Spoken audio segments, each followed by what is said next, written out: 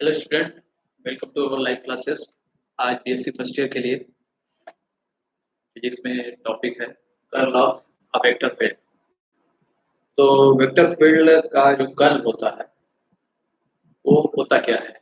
Curl actually means क्या होता है कि किसी भी पॉइंट का या किसी भी सिस्टम का वो जो रोटेशन होता है उसी को आप कर्ल कहते हैं। लाइक जैसे आप एक स्क्रू लेते हैं तो स्क्रू आपका तो वो तो प्रिंसिपल एक्सिस हो गया, और जो आपका स्क्रू होता है ना, जो आपका है ना, जो होता है तो वो आपका प्रिंसिपल एक्सिस हो गया, और जो रोटेशन आपका नट होता है तो वो आपका क्या कहलाता है, उसी कर्ल को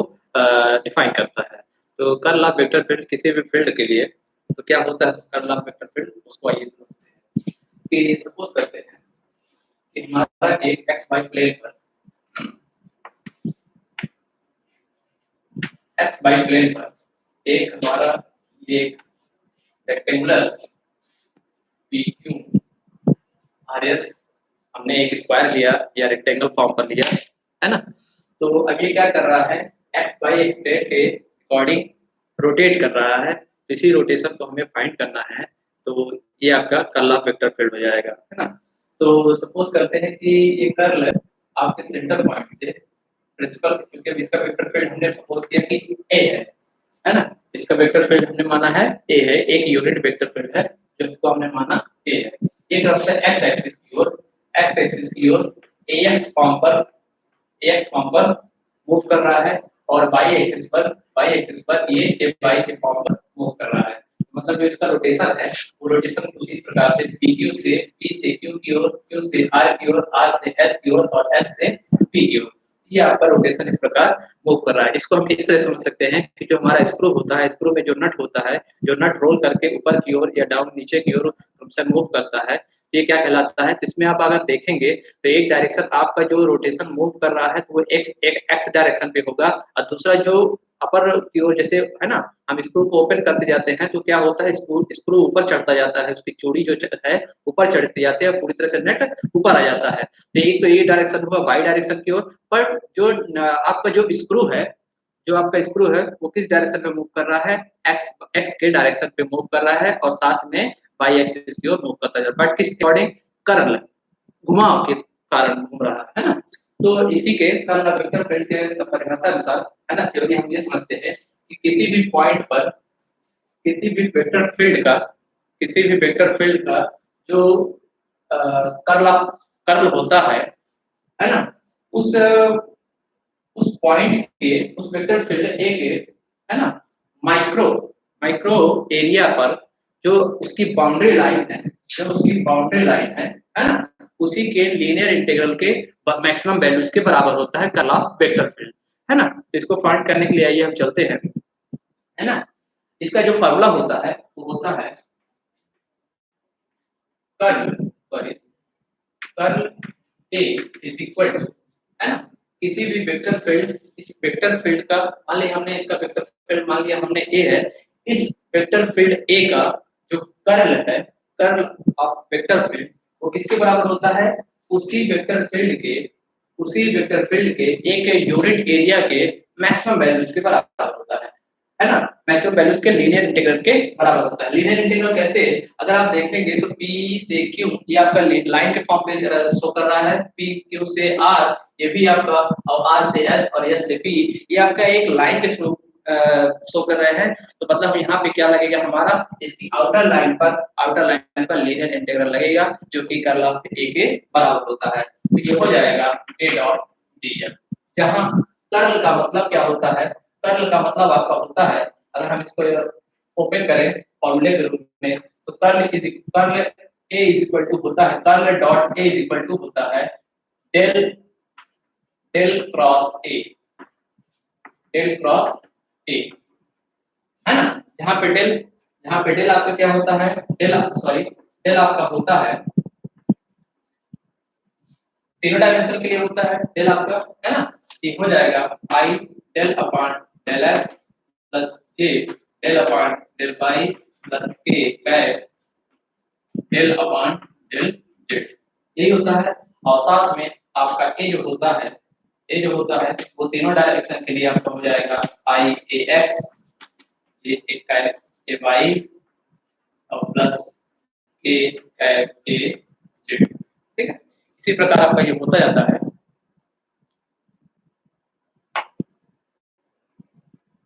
फिर अब आपका अगर इसको हम मल्टीप्लिकेशन के रूप में लिखें तो ये आपका हो जाएगा, है ना। एक और चीज डाइवर्जेंस में हमने आपको बताया था, डाइवर्जेंस ए अगर किसी भी वेक्टर फील्ड का जो डाइवर्जेंस होता है तो उसका किसके बराबर होता है, डेल डॉट डेल ए के बराबर होता है। मतलब उनके बीच में जो होता है वो स्केलर प्रोडक्ट होता है उनके बीच में, डेल ऑपरेटर और एक वेक्टर फील्ड ए के बीच में स्केलर डॉट प्रोडक्ट होता है, मल्टीप्लाई होता है, बट इसमें आपका वेक्टर क्रॉस प्रोडक्ट होता है। तो जहां पे del del cross A del cross A आपका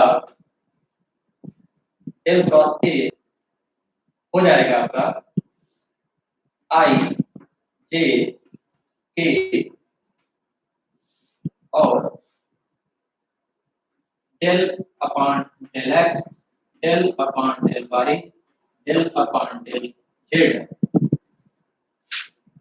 ए एक्स ए वाई और ए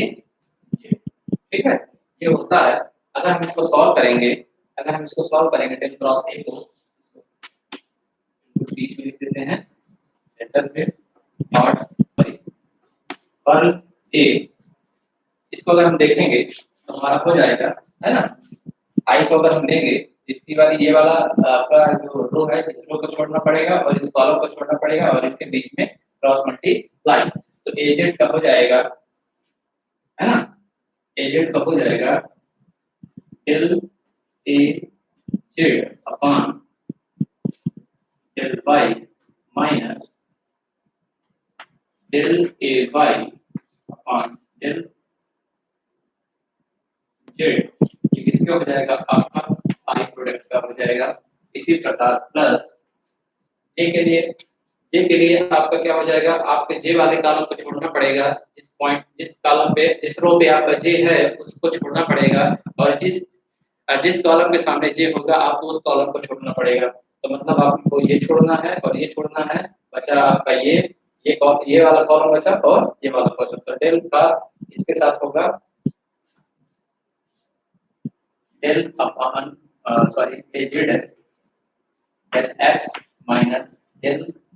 एक और चीज एक यहाँ पे बीच में आपका माइनस होता है, ये आपका पलट जाएगा, चेंज हो जाएगा, ये आएगा आपका तो आपका इसके अपोजिट मल्टीप्लाई होगा, तो del A X upon del Z, जिससे आपका ये प्लस हो जाएगा और minus del A Z upon del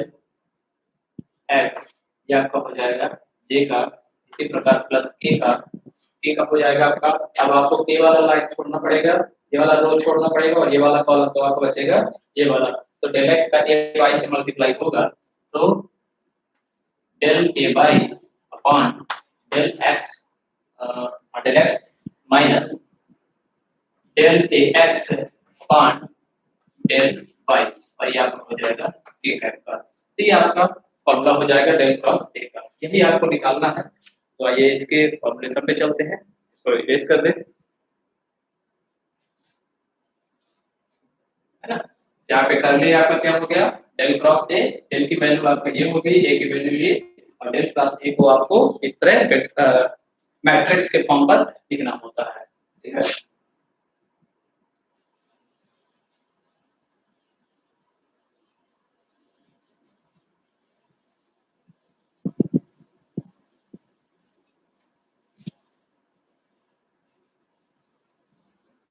अब अगर हम ये देखते हैं, अब अगर हम ये देखें कि जो आपका ये रेक्टेंगल है पी क्यू आर एस, ये क्रमशः इस एक्सिस से, है ना, ये आपका ए एक्स बाई मूव कर रहा है, ए एक्स और ए वाई क्रमशः ए वाई वाई डायरेक्शन के अपवर्ड्स मूव कर रहा है और ए एक्स क्या कर रहा है आपका एक्स डायरेक्शन की ओर मूव कर रहा है। तो जो आपका ये मूवमेंट होगा, तो अगर हम देखेंगे कि ए एक्स से ए वाई को नीचे आने पे तो क्या होगा, आपकी ए वाई की वैल्यू रेट उसकी चेंज होगी, है ना, उसकी पोजीशन चेंज होगी या उसका डायरेक्शन चेंज होगा, तो जो change of rate A by की वैल्यू है तो वो क्या हो जाएगा, del A by upon del X, X के और एक्स एक्सिस के, है ना, रिस्पेक्ट पर।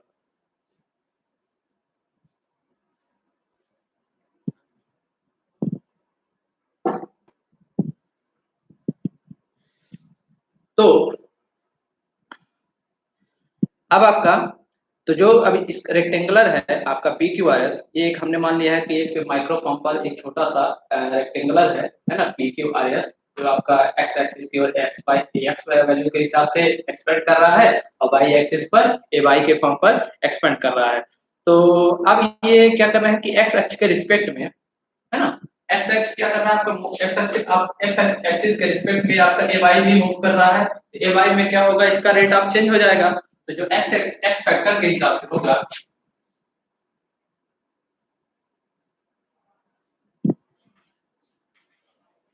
Rate of change in rate of A Y from X axis is हो जाएगा आपका डेल ए वाई और del X, same as rate of change, यहाँ पे चेंज कर दीजिएगा, A X from to I axis क्या हो जाएगा आपका, del A X del Y, तो आपका ए एक्स क्या होगा, वाई का एक्सिस, वाई एक्सिस के रिस्पेक्ट में चेंज जो रेट होगा वो आपका del A X upon del Y हो जाएगा, ठीक है। फिर हम देखते हैं ए वाई को, अगर इस पॉइंट को, सेंटर पॉइंट ए को, है ना, इसका सेंटर हमने माना है ए, सेंटर पॉइंट ए को पीक्यू लाइन तक, है ना, पीक्यू लाइन के इधर आने के लिए आपको कितने ट्रेवल, इस पॉइंट ए को कितनी डिस्टेंस ट्रेवल करनी पड़ेगी, तो अगर हम इसे कंप्लीट मानते हैं डी वाई, इसको कंप्लीट मानते हैं डी एक्स, तो ये आपकी जो ये वाली डिस्टेंस है यहाँ से लेके यहाँ तक मूव करने के लिए आपको कितनी डिस्टेंस ट्रेवल करनी पड़ेगी, इस पॉइंट ए को D Y upon 2 distance travel करनी पड़ेगी, तो डी बाई टेंस तो आपका हो जाएगा, जो ए वाई फैक्टर की वैल्यू है, ए वाई का एक्स फैक्टर हो जाएगा, आपका जो एक्स फैक्टर होगा तो क्या होगा, फिर एक और चीज, है ना, minus del A Y upon del X D Y upon, minus इसलिए क्योंकि आपका जो वाई डायरेक्शन है इसके जस्ट अपोजिट है, इसलिए आपका यहाँ पे माइनस साइन हो जाएगा। तो जो आपका इस पर्टिकुलर ए का वेक्टर फील्ड ए का जो कंप्लीट चेंज ऑफ रेट है ना, वो क्या हो जाएगा, तो जो पीक्यू के हिसाब से, पीक्यू पर वेक्टर फील्ड ए का, पीक्यू पर वेक्टर फील्ड ए का X factor value is equal to A X minus del A Y upon del X और डी वाई अपॉन, इसे आप इक्वेशन नंबर फर्स्ट, ये तो हुआ पीक्यू लाइन के लिए, पीक्यू लाइन के लिए। फिर इसी प्रकार क्यू आर लाइन के लिए, क्यू आर लाइन के लिए आपका क्या हो जाएगा, इसका डायरेक्शन क्या होगा, पीक्यू डायरेक्शन होगा, इसका डायरेक्शन आपको ये ध्यान रखना है, जो डायरेक्शन है वो पीक्यू होगा। फिर इसी प्रकार हमें क्यू आर के लिए निकालना पड़ेगा, और अभी क्यू आर के लिए ना निकालकर हम पहले आर एस के लिए निकाल लेते हैं। तो आर एस के लिए जो आपका वेक्टर फील्ड होगा, है ना, आर एस ले, अभी एक्सिस एक्स एक्सिस के लिए हमने पीक्यू ले लिया, इसके बाद हमने आर एस ले लेंगे, फिर वाई एक्सिस के लिए ले लेंगे, है ना, तो क्यू आर और एस पी, तो अभी हम एक्स एक्सिस के लिए रहे हैं तो आपके लिए हो जाएगा। फिर अब आपका ये आपका क्या रहेगा, आर से एस आपका माइनस निगेटिव डायरेक्शन पे रहेगा, निगेटिव डायरेक्शन पे होने पर आपका ये क्या हो जाएगा, चेंज इन रेट आपका जस्ट प्लस में हो जाएगा, क्यों, क्योंकि आपकी ए बाई की जो डिस्टेंस है, ए बाई पॉइंट ए को इस एस आर लाइन पर आर एस लाइन पर आने के लिए आपको पॉजिटिव डायरेक्शन इस ए वाई लाइन ए वाई वेक्टर फील्ड को आपको पॉजिटिव डायरेक्शन पे मूव करना पड़ेगा डी वाई अपॉन 2। ये आपको पॉजिटिव हो जाएगा, तो जिसके कारण आपका ये वैल्यू भी प्लस में हो जाएगा। तो वेक्टर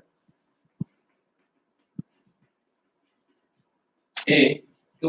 वाई वेक्टर वैल्यू क्या हो जाएगा is equal to ax plus plus del A Y upon del X और dy अपॉन 2। इसे आप दे देंगे RS डायरेक्शन का equation number second, equation number आपका ये सेकंड हो जाएगा। ठीक है, फिर इसी प्रकार अब आपका सेम y एक्सिस के लिए भी निकालेंगे, इसको हम इरेज कर दें, है ना।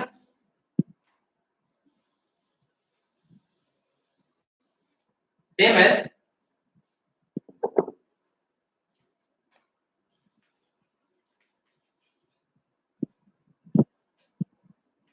क्यू आर या यूं कहें लाइन क्यू आर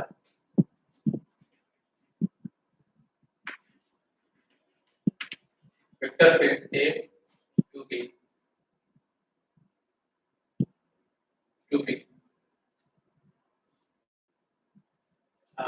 देखिए एक्स फैक्टर था और ये भी आपका एक्स फैक्टर ही रहेगा, ये वाई फैक्टर नहीं होगा, एक्स फैक्टर होगा। और ये आपका हो जाएगा field A to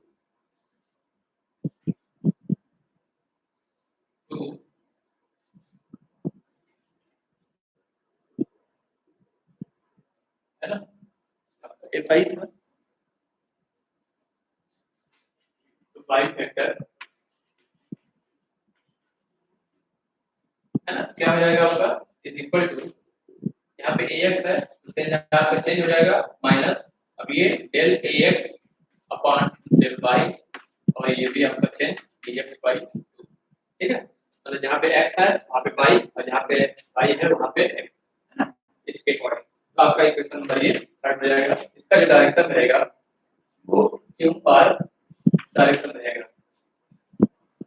Q R direction. But एक चीज और इसमें कि आपका ये क्यू आर पॉजिटिव डायरेक्शन पे है तो आपका पॉजिटिव होगा। इसी प्रकार एसपी के लिए देख लेंगे, लाइन एसपी के लिए SP vector of A Y vector क्या हो जाएगा आपका is equal to A Y minus del A X upon del Y D X by 2। Equation number 4 हो जाएगा और जो इसका डायरेक्शन होगा वो एसपी यहाँ पे है ना, आपका जो वाई डायरेक्शन पे एसपी है वो वाई डायरेक्शन के जस्ट अपोजिट है, इसलिए आपका यहाँ पे ये माइनस आ गया है। अब क्या करेंगे, इन तीनों इक्वेशंस को हम अरेंज करेंगे लीनियर इंटीग्रल के फॉर्म पर। तो लीनियर इंटीग्रल आपका हो जाएगा, इसको इरेज कर दें, इसको हम सेटअप करेंगे लीनियर इंटीग्रल के फॉर्म पर। आपको equation first second third fourth ध्यान रखना पड़ेगा। तो जो आपका इस वेक्टर फील्ड ए के लिए जो आपका लीनियर इंटीग्रल है वो किस उसी पॉइंट पर जो आपका जो माइक्रो फील्ड हमने एलिमेंट लिया है कौन सा आपका, हमने ये माना कि जो आपका पीक्यू आर से एक बहुत स्मॉल एरिया के फॉर्म पर है, तो इसका जो आउटर लाइन होगी वो उसका लीनियर इंटीग्रल, तो लीनियर इंटीग्रल आपका हो जाएगा लीनियर इंटीग्रल आपका ए डॉट डी एल, ये हो जाएगा आपका A D L cos theta, है ना, एडीएल कॉस थीटा। तो उसके मल्टीप्लाई के वेक्टर फील्ड जो लाइन है उसके बराबर होता है। अब वेक्टर फील्ड ए का उसी वेक्टर फील्ड ए का PQRS के रिस्पेक्ट में जो उसका लीनियर इंटीग्रल होगा वो कंप्लीट लीनियर इंटीग्रल कुछ इस प्रकार से होगा,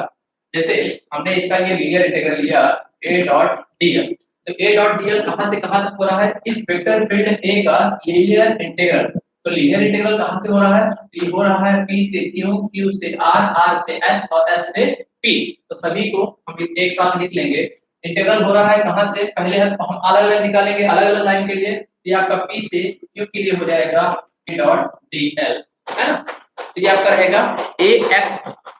ठीक है। फिर आपका एक और चीज वेक्टर लाइन लगाइएगा,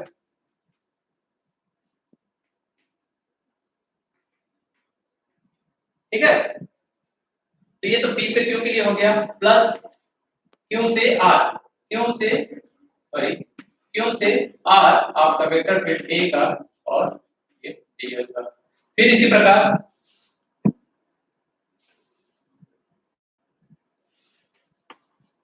प्रकार प्लस अब क्या है R से S, R से S, R से S के लिए क्या हो जाएगा, बट यहाँ पे RS क्या है, इसका डायरेक्शन अपोजिट है, तो ये आपका क्या हो जाएगी, वैल्यू नेगेटिव हो जाएगी, माइनस हो जाएगा। क्लियर, ये हो गया। और A डॉट dl, फिर आपका हो जाएगा SP, तो S से P, फिर आपका वही अपोजिट डायरेक्शन है, इसलिए आपका ये माइनस हो जाएगा, तो A डॉट dl, ठीक है। तो ये आपका क्रमशः P से लेके Q, R और S और पूरे B पॉइंट पर एंड होगा, यही आपका कंप्लीट लीनियर इंटीग्रल कहलाएगा, ठीक है। सभी वैल्यूज को हमने प्लस कर दिया। अब क्या करेंगे, इन्हीं वैल्यू को हम क्या करेंगे, जो आपका था ये आपका क्या कहलाएगा, PQ डायरेक्शन के लिए जो हमारा था इक्वेशन नंबर फर्स्ट, ये RS equation number second, SR जो इक्वेशन नंबर थर्ड, और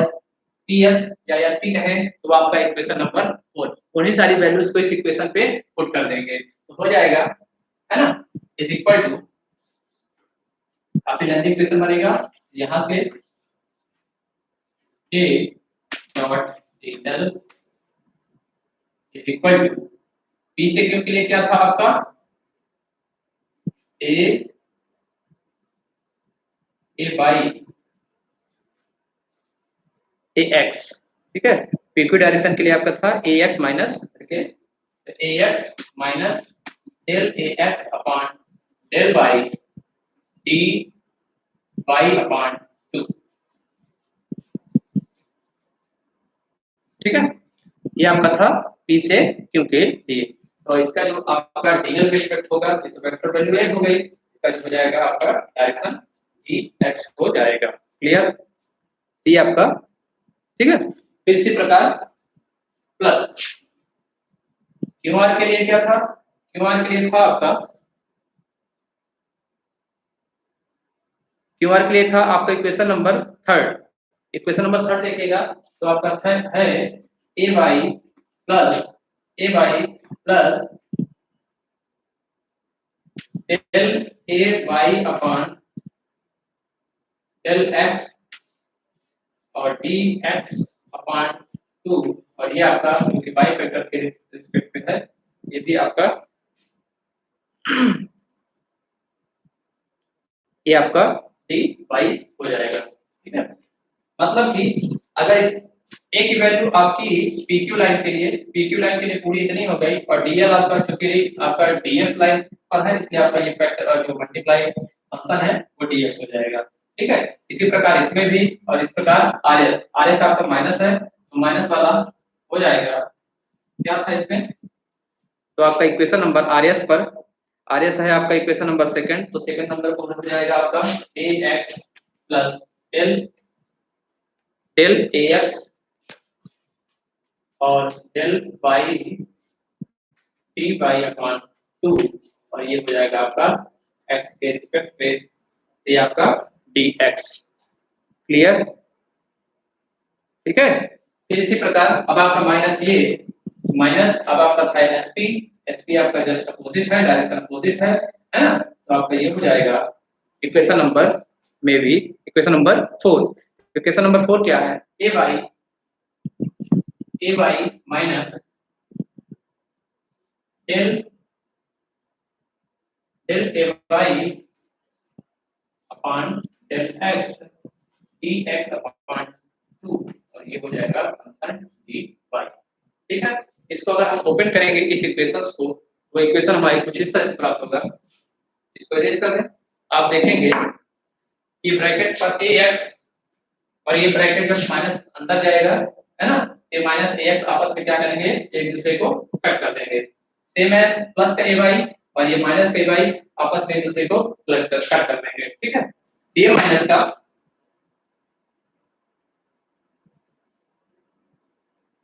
ठीक है, तो बचेगा क्या, तो बचेगा आपका minus del x upon del y dx dy by 2 plus del ay del x dx dy by 2 minus minus del ax upon del y dx dy upon 2, फिर ये माइनस ये वाले का है ना, ये भी dy आपको कट क्या बताइए, तो ये माइनस आपका क्या हो जाएगा, प्लस हो जाएगा, ठीक है। तो प्लस हो जाएगा, क्या बचेगा, del ay upon del x dx dy upon 2, ठीक है। अब सभी को क्या करेंगे, जो आपका डेल x वाला है उनको उनको प्लस कर लेंगे, ठीक है। तो अब इधर को हटा देते हैं, ये कुछ इस प्रकार से हो जाएगा,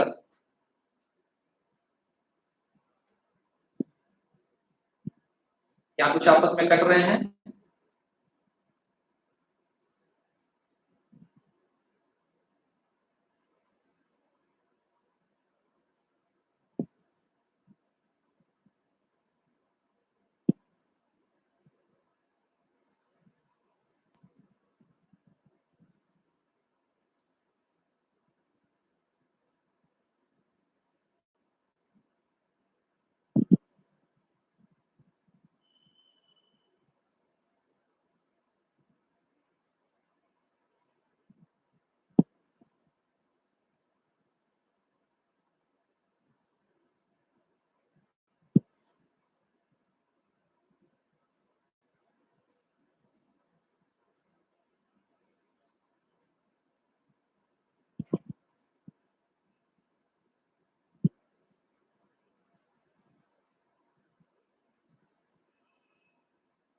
एक और चीज,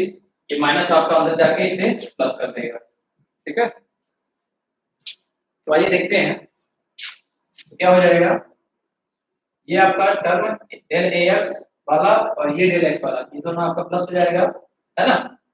तो पहले इसको देख लेते हैं, इसको प्लस करेंगे, इसको इस फैक्टर को और इस फैक्टर को, ये हो जाएगा डेल a बाई,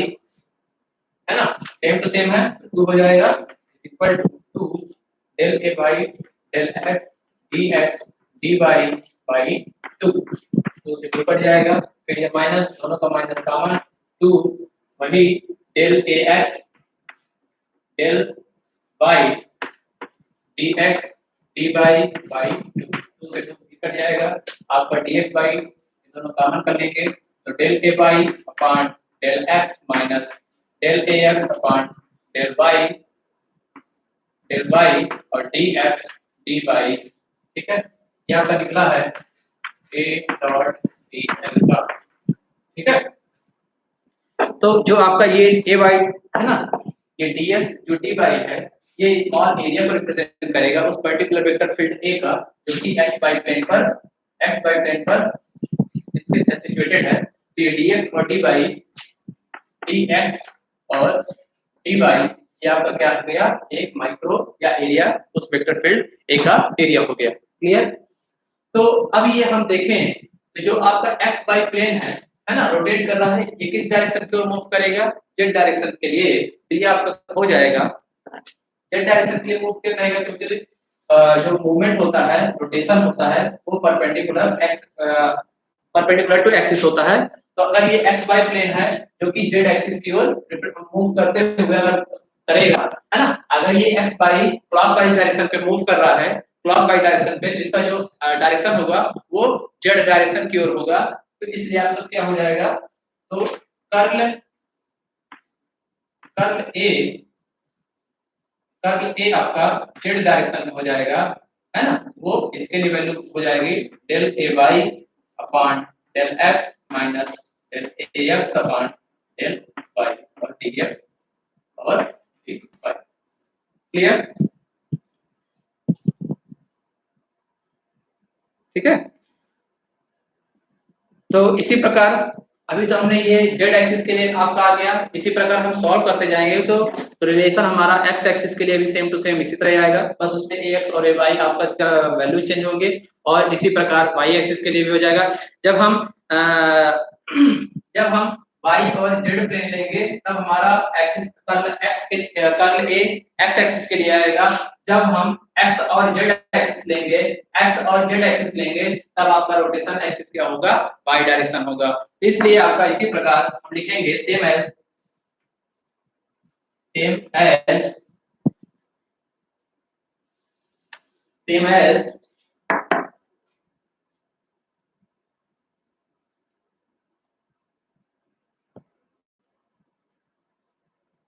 है ना, इसमें ये नहीं रहेगा क्योंकि आपका ये हो गया, तो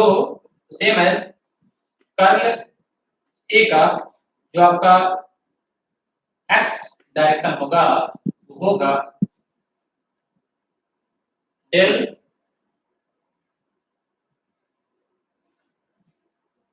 del A Z, del A Z del आपका हो जाएगा डेल वाई, ठीक है, माइनस डेल जेड और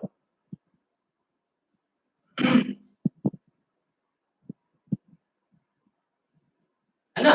डेल ए वाई और डेल डेल जेड। क्लियर? तो ये आपका एक्स डायरेक्शन के लिए हो जाएगा। इसी प्रकार आपका कर्ल ए वाई एक्सिस के लिए जो आपका रोटेशन एक्सिस वाई बनेगा तो उसके लिए हो जाएगा del A X upon del Z is equal to del A X upon del Z minus del A Z upon del X. ये आपका क्या हो जाएगा, वाई डायरेक्शन के लिए, वाई एक्सिस के लिए आपका है ना रोटेशन एक्सिस बनेगा। तो अगर हम कंप्लीट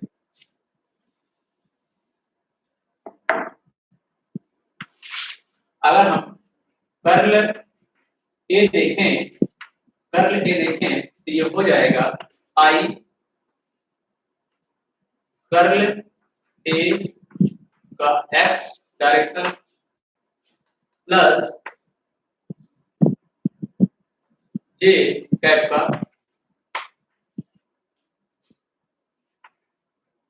कर्ल ए वाई डायरेक्शन, फिर सिमिलरली के कैप के लिए हो जाएगा कर्ल ए और इसका हो जाएगा जेड डायरेक्शन। तो सिमिलरली हम ये वाली यही सारी वैल्यूज में पुट कर देंगे तो हमारा निकलेगा curl A is equal to I है ना del A X A Z है ना, कर्ल ए एक्स के लिए हो जाएगा ये वाला value del Y minus del A Y upon del Z plus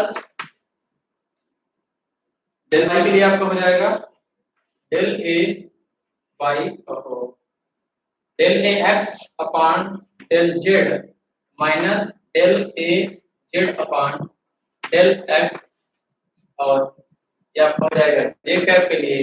फिर प्लस के कैप के लिए, के कैप हो जाएगा कर्ल जेड, तो आपका ये हो जाएगा del upon A Y upon del X minus del A X upon del Y. ठीक है,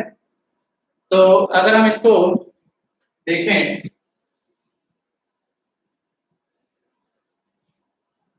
तो जो हमारा पहले आपको हमने ओपन करके दिखाया था लास्ट में curl A is equal to del cross A का वैल्यू, तो वही आपको सॉल्व करने पर यही मिलेगा, जिसको हम इस प्रकार भी लिख सकते हैं curl A is equal to I J और के फॉर्म पर ये हो जाएगा del upon del X del upon del Y del upon del Z, है ना, और ए एक्स ए वाई और ए जेड। अगर हम इसको सॉल्व करेंगे तो हमारा यही चीज आपका आएगा और यही आपका कर्ल ऑफ वेक्टर फील्ड का फॉर्मूलेशन प्रूफ हो जाएगा। तो उम्मीद करता हूं आपको ये कर्ल ऑफ वेक्टर फील्ड समझ में आया होगा। अगर किसी प्रकार की क्वेरी होती है ना, तो आप मुझे कमेंट बॉक्स में जाएं, कमेंट्स करें और पूछ सकते हैं। तो आज के लिए बस इतना ही।